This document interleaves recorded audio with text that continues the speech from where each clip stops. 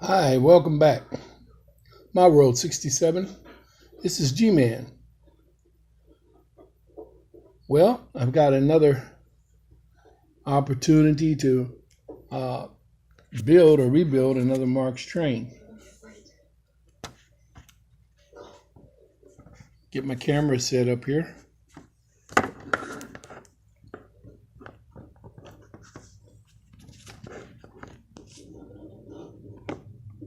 All right. Let me show you. I just got this in the mail a couple days ago.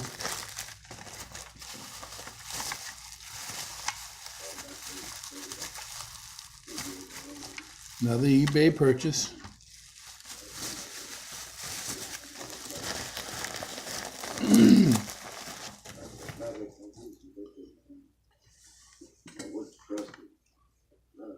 And I think I paid little or nothing for the shell, actually. Maybe $7. Really nice condition, if you can see that.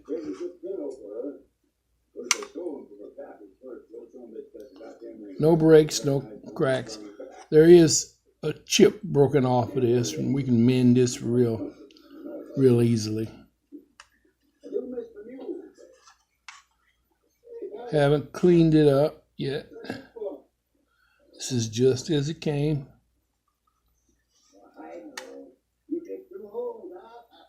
And I've been waiting for this, and while I was waiting for this to come,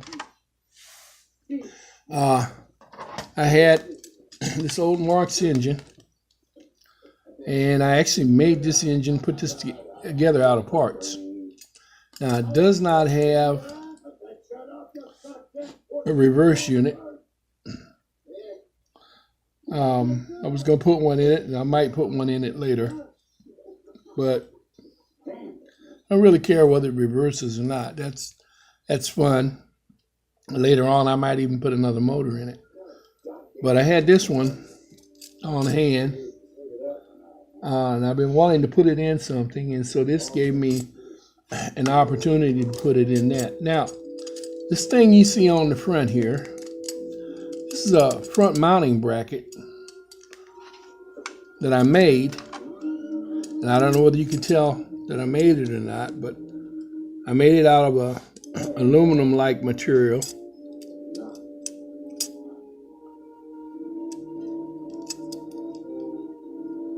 And drilled the 2 holes in it, mounted it just like it goes.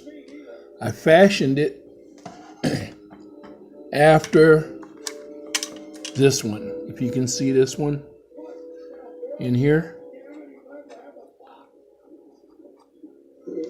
Measured it, bent it, shaped it, just like that.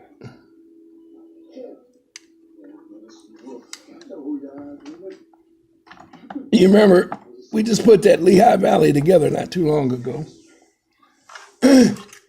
This shell came with this back brace. It's in place, and that was one of the reasons why I went ahead and got it. I figured I could probably make a front brace, which I did. I made this front brace. I just went through this motor earlier today, and made sure that it was running and up to par. And it is. I added a light to it. Now this light, if you can see it, is actually a small appliance bulb. You know how you junk out an air conditioner that's got a lit dial on it, a deep fryer, a fry pan, different objects and different things. Even your old VHS, a lot of them have a similar bulb in them. You don't find this too much in the electronic equipment anymore. They're using more of the digital bulbs. But in the appliances, a lot of appliances, they're still using this type of bulb. I just happen to have 2 or 3 of these laying around out of stuff that I junked out. They quit working. And they work great for projects like this. Now, of course, this has no light on it because it had no reversing unit. So it has no light because the amount usually for the light is on the reversing unit on these Marx motors. But we're going to take this wire and we're going to put it down in this hole. I made that wire pretty long so that it would go in there with no problem.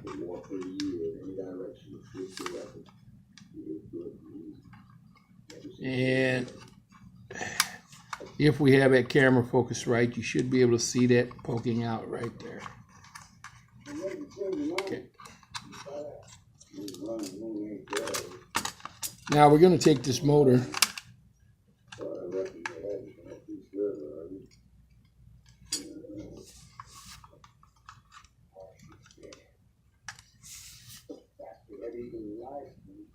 we're going to pack this wire, some of this wire back up inside of the motor housing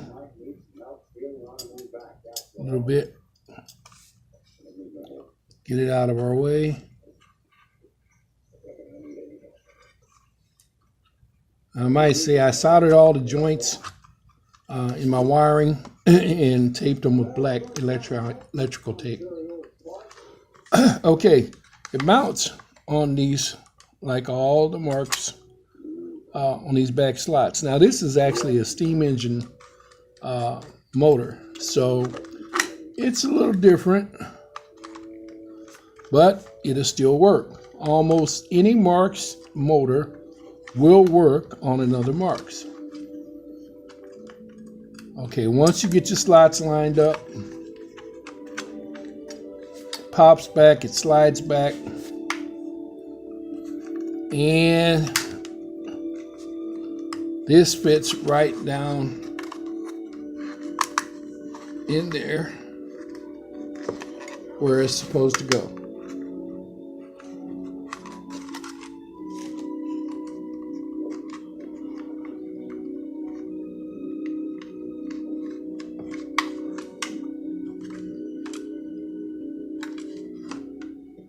Real simple fix.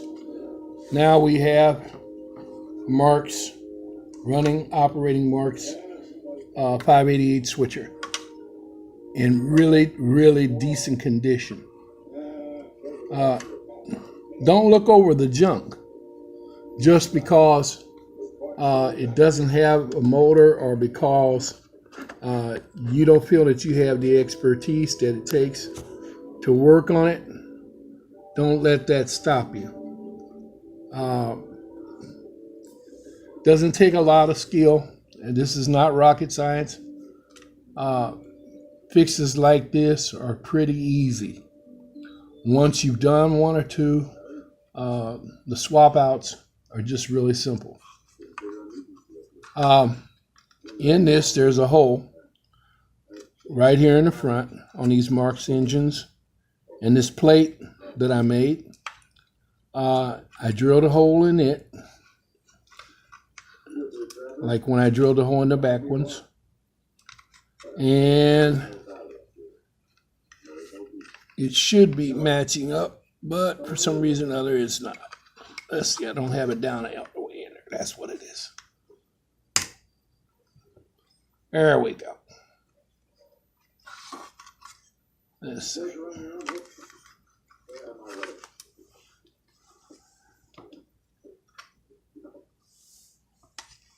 Of course, like with anything else, you know, you got to line stuff up.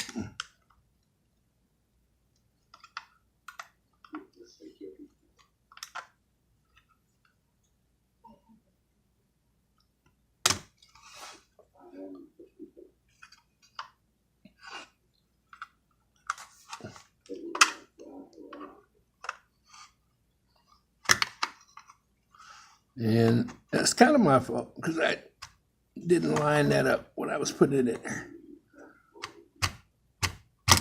Okay.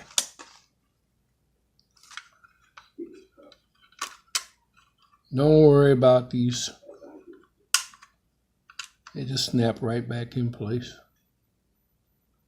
I think we got it. Now,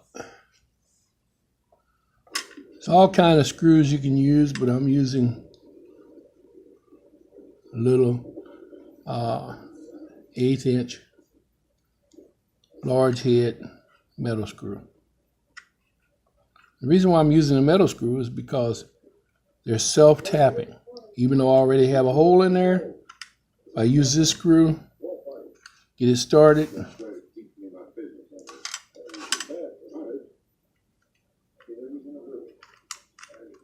it'll go right in. It'll grip real well and won't come back out unless you take it out. Now that hole is still not completely lined up, but it's okay because as I screw this screw in, it will force that plate and that hole in that plate to line up. I will screw it out a little bit again.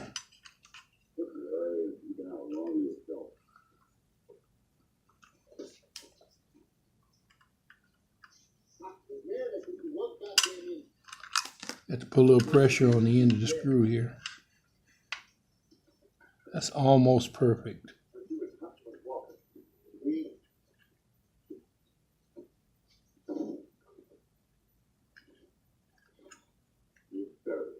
Almost exactly perfect. Got to come this way just a little more.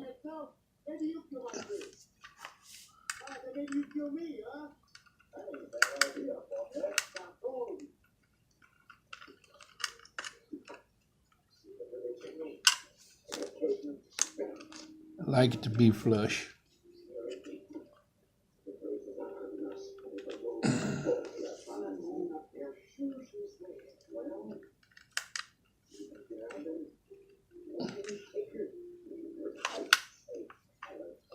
If you line your hole up before, like I say, before you put it in, you won't have to do all these little extras that I'm doing now.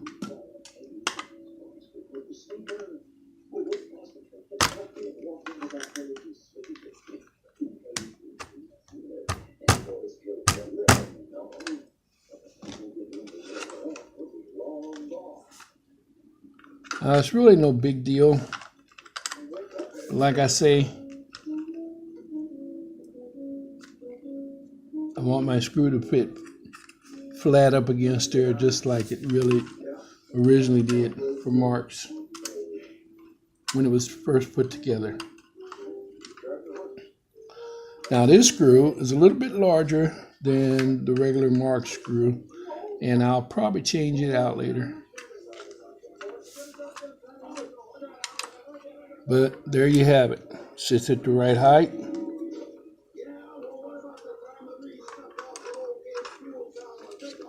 And our light fell out.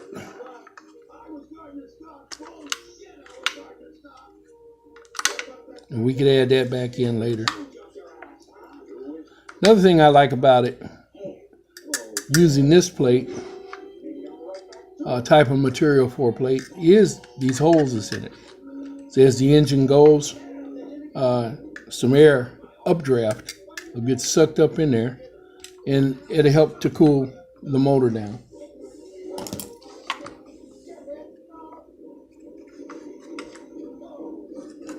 Okay.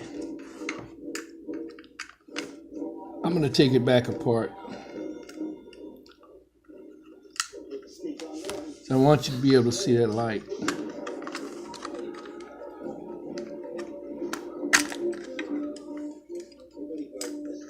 Just dropped out.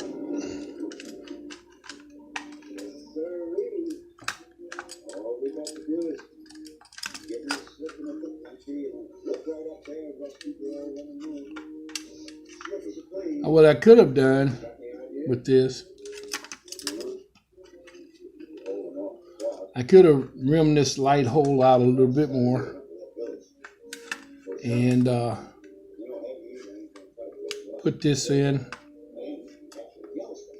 so that the actual socket would actually fit itself all the way into the hole. But I didn't.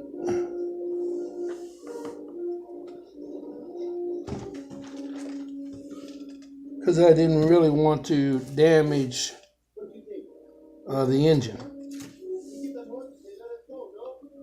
But what you can do is, and what I'm going to do just temporarily,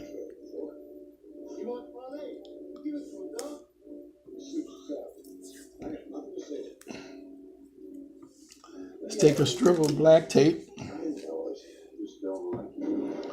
Now, if you have it, black furnace tape would be great. Or double-sided tape, if you have it. But right now, all I have available is this black tape, and we're going to put the black tape in there, wrap it around the light socket, the light fixture itself.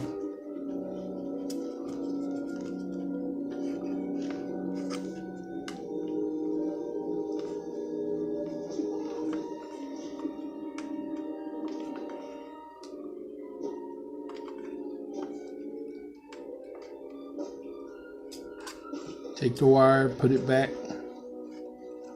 once again.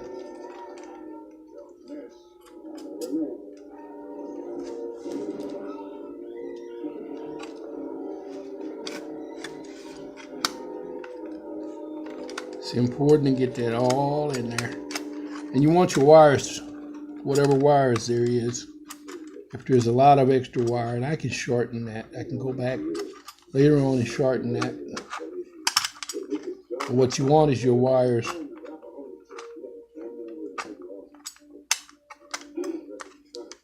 to be long enough to take care of the bulb and short enough to do what they need to do. Okay, we'll line that up this time.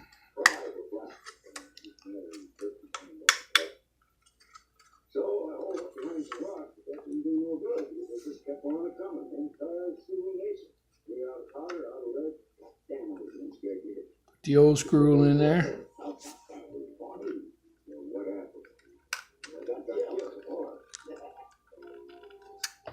Tighten it up.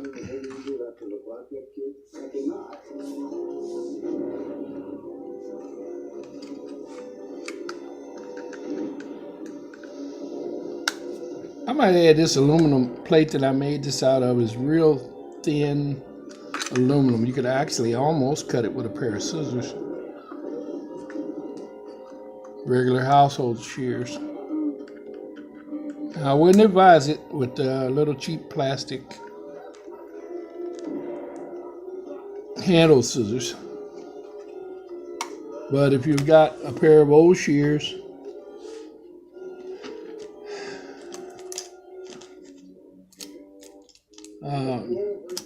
that aren't too good, they'll cut it, do what you need to do, and get you going.